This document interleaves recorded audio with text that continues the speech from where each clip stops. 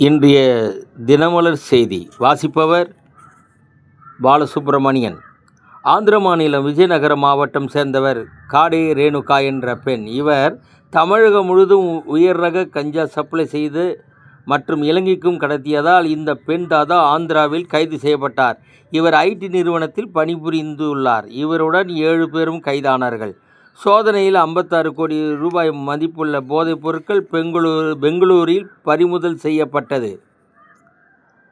விஜய் கட்சியில் காங்கிரசுக்கு 50 சீட். பாரதிய ஜனதா வளர்ச்சியை தடுக்க ராகுல் வியூகம். திமுக கூட்டணி உடைகிறதா? 3வது நாளாக போராட்டம் நடத்திய இடைநிலை ஆசிரியர்கள் கைது. திருமண மண்டபங்களை அடைத்து பிறகு விடுவிக்கப்பட்டனர். போராட்டம் தொடரும் என ஆசிரியர்கள் அறிவிப்பு. இந்து இளைஞர் கொலை அமெரிக்க அரசு கண்டனம். தென் அமெரிக்க நாடான சூரினாம் நாட்டின் தலைநகர் பாரமரிபோ பகுதியில் அண்டை வீட்டாருடன் ஏற்பட்ட தகராறு காரணமாக ஆவேசமடைந்த அந்த நபர் 5 குழந்தைகள் உட்பட 9 பேரை கத்தியால் குத்தி கொண்ட சம்பவம் அதிர்ச்சி ஏற்படுத்தியுள்ளது. வணக்கம்.